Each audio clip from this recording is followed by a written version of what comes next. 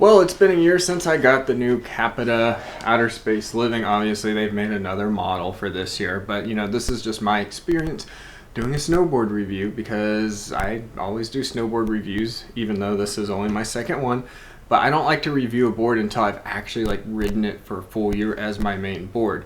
A lot of people, they ride a board for a week and then they say, this is my impression. But no, this is me reviewing this CAPITA board with it being my other half, pretty much for the whole season. So maybe 60 to 80 days total of riding last year. Could be more, I don't know. I don't even count. I know some people try to go for 100. But I'm going to review that. I'm going to review the NITRO team bindings and then the Jackson Ride boots from Ride, but this is the Jackson series. So stay tuned for all three parts. These are the 2022 models, so keep that in mind. Before I was riding this board, I was riding the Burton Ripcord, so that's a pretty good entry-level board. I would definitely suggest it. There's nothing wrong with it except the channel system kind of gets loose. Got reviews on that already uploaded, so you can check that out. But this is the more intermediate advanced board, so this one has a hybrid camber board. So the thing that I liked about it versus a lot of other hybrid boards, and why I chose it though, was because the tips from here, this contact point or whatever, they go up like a rocker board, so it's good for powder, presses, butters, all of that stuff. Less catchy if you're afraid of catching an edge. And then between the feet, this area kind of bows and raises up, so it's a little springy, where normal rockers is kind of flat. Now the other hybrids, they have it where this part goes down and then, or it goes down and then between the feet it's up and then it goes up here. I don't know. It's it's more wavy. This is more just kind of like a rocker board, but then springy in the middle. So it's a mild hybrid. I liked it because it's good for tricks and you still can kind of ride it in the powder, but it does suck in the powder. So obviously I rode a bigger board that was a rocker and it was great in the powder, but this board, you really have to lean back. They say ride the powder in the morning and then hit the park afterwards. That's literally the tagline for advertising this. I would say, I guess that's kind of true. It is possible, but it does require a lot of effort. Your nose can kind of dive in. You definitely just have to do a lot more leaning back. They even set the stance back too, but get a powder board if you're going on a powder day, preferably. For park, it's pretty good. It actually ollies. So that was the problem I had with the Burton Ripcord board, is it was just very soft. It was very easy to maneuver. It had a lot of flex, so it was kind of good for butters, but it wasn't springy. So this one is springy. It's harder to butter, so you got to be really forceful and manhandle it. But when you put a lot of force into it and you act angry, then it launches and springs up. So it was actually nice being able to do a real ollie where the board lifts you versus you just kind of jumping and trying to pull the board up and fight gravity. When you do butters too or presses, if you can lock in right, kind of hard to tell on this couch, but you'll get into it and then you can spring and then pop out of the butters, where the more rocker type boards that I had that were softer, they just felt like a noodle. You could kind of pop out, but you didn't really feel it push against you, so you just kind of had to artificially do everything. The other things that was nice is the edges a little bit sharper. I'm not really a side cut person. I don't get into all of the tech with the other boards, but it did seem like it carved a little better in ice. I could actually carve on groomers. So a lot of people, if you look at my older videos, you'll see a lot of hate comments on the Burton Ripcord with me kind of doing the fishtail scraping side to side. And it's not that I couldn't carve, it's just that unless the snow is really soft, that was the only way I could. And the snow is not soft in the Pacific Northwest. The only time I could ever carve in that board is if I went somewhere else that had soft snow or if it was spring slush. And then still it was just a little bit weird. So I'm not blaming the board, but kind of am, because this board I can actually carve when the snow is a little firmer and it actually locks in. So that's pretty nice. It is a little more edge catchy, but it's not as bad as you would think. So like if you've already been riding a rocker, like you just got to pay attention, but it's not like, holy crap, if you lose focus for 1 split second, you're going to catch an edge. That's nice.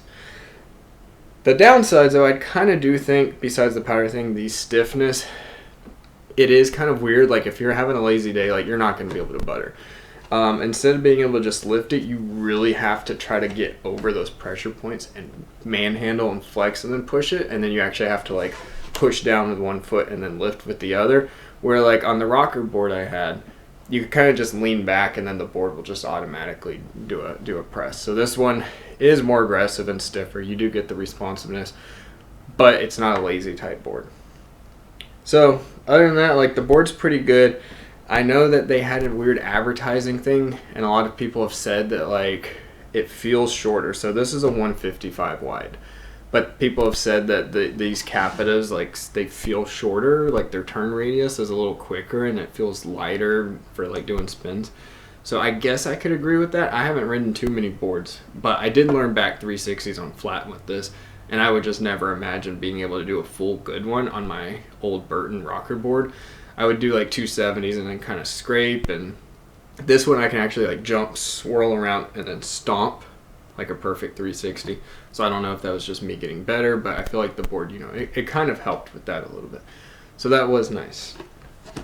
The base is a lot faster. So the Burton that I had was just an extruded base, and I remember the very first thing that happened when I got off the chairlift on this board with just the factory wax, I almost slipped down on the chairlift. Like it just accelerated faster.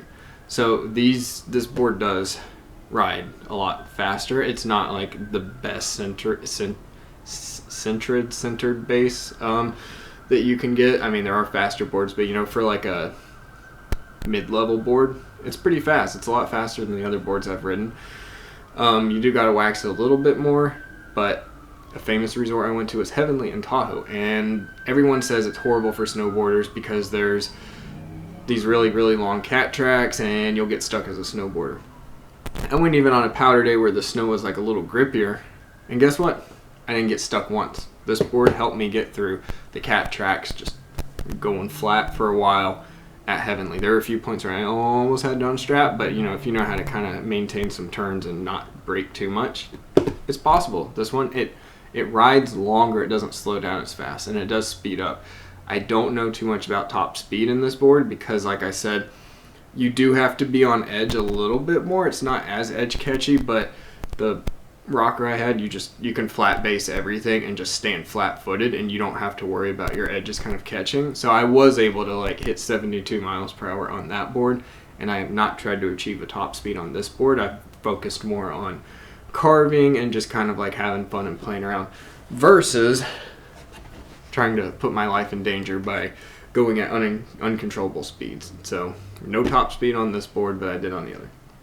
So I guess I'll say that about the Capita. Long story short, it's stiffer, it feels more spinny, it's good, better grip, better pop, faster base. Other than that, it's pretty good.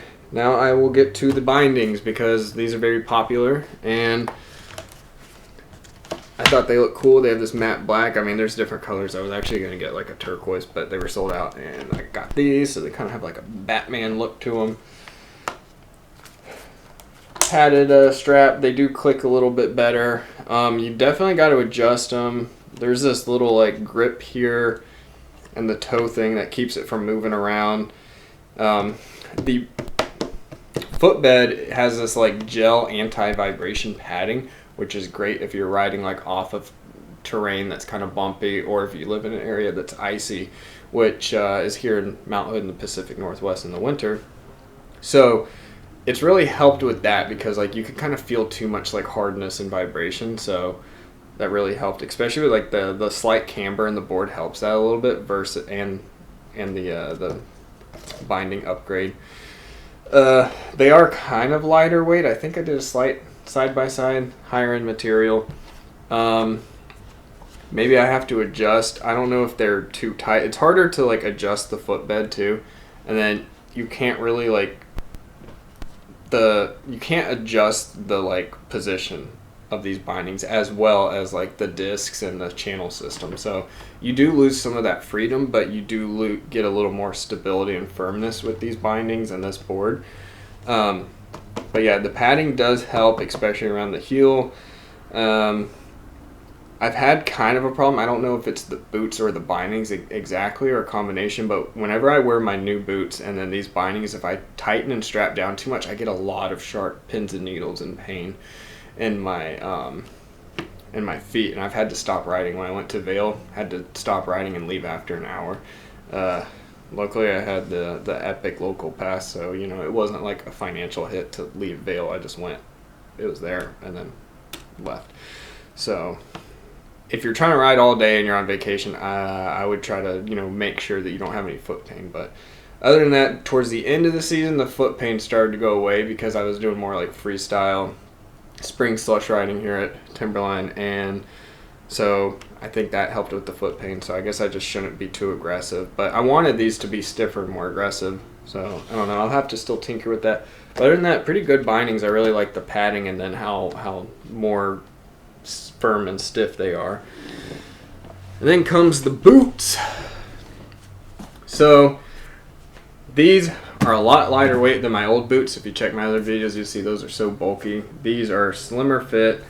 They don't look as fat and fuzzy. I like the lightness. They're not as heavy. This BOA feels a little more firm and stiff than the cheap BOA. I haven't figured out this part, their tongue-tied system that they have. If you are watching this and you know about that, leave a comment explaining what it does. I've tried to pull it. I haven't really noticed much of a difference. I just kind of tighten it like how you're supposed to. The footbed they give you here has this like crinkly feel whenever you put your feet in it, and it's pretty thin, so you can kind of feel it moving around. This season I'll probably get some like footprint insoles and replace that. I haven't really had any heel bruises or impact issues doing jumps snowboarding so far, so that's good. But yeah, like I said, it's either the bindings or these. When you tighten them, I think it's like this area, it like cuts off circulation, so it's really hard to, like, you know, maybe you want to just tighten this and then here, but not here, and that's just what's caused the foot pain. So if I keep these loose though, then I don't have as much foot pain. The problem is these boots, even though they're the same size, they're shorter. So like my last pair of boots, maybe the height in the rear was here, so you kind of had more of that responsiveness, you know, if you bend forward with your knee or if you pull back, because you know they're higher up, and then these are lower, so you have to like pronate your foot more. You got to like lean back more to get on your heel edge. So that was the hardest part with this whole setup at first, was I couldn't do heel side turns because like I couldn't get the board to lift up, so had a bit of an issue with that. I guess I need to stretch and do some more muscle memory things. Velcro instead of an extra set of things, so I guess that's kind of nice. But yeah, they're lightweight. I just don't like how their height is shorter than the other pair, because it just kind of takes away that responsiveness. But it is nice that they're lightweight. They do look a little more mature than the other boots. So, oh, and I think they're a little bit stiffer, yeah, too. That's what I was going for with this versus my old ride, is I got stiffer boots, stiffer bindings, and I guess a stiffer board. So, you know, it has allowed more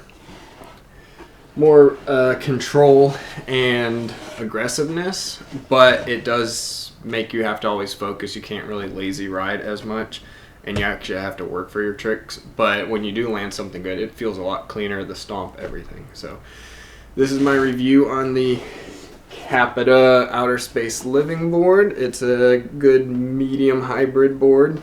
Won't cause too many issues. Feels pretty good. You know, not the best in the powder. Definitely get a powder board, but this is a good all mountain board. The bindings, pretty solid. They don't really break. The buckles a lot better than the Burton freestyles that I had, or were they that? No, they were Burton custom bindings. And base is faster. Cool design. Good planet friendly board, and maybe my next board in a few years I'll get the DOA or Super DOA, or I'll switch and get something else. Just depends which way I go with my snowboarding, I'm not going to say career, but with my my snowboarding lifestyle, I guess, as I progress and get better. Because I've only been riding about 3 years, so I'm still like beginner intermediate. Like I said, I just learned 360s last season because of this board. Anyways, leave a comment if you have this board. Let me know some of your favorite pros and cons. If you have a suggestion for a better CAPITA board, let me know, or even another brand. Let me know if you know what's causing the foot pain and the bindings or the boots, or any suggestions. Because at first I thought, oh, I just got to break them in. And obviously after 60 days, they should have been broken in, but they still were causing foot pain. So I would like a loose feeling with my bindings and boots, but still have that like quick, tight responsiveness. So if you have any advice for that, let me know and leave a comment. And yeah, so I guess I probably won't be doing another snowboard review for another 2 or 3 years, because usually every 3 years is like the board cycle for me for snowboarding, you know, unless I break this. So enjoy.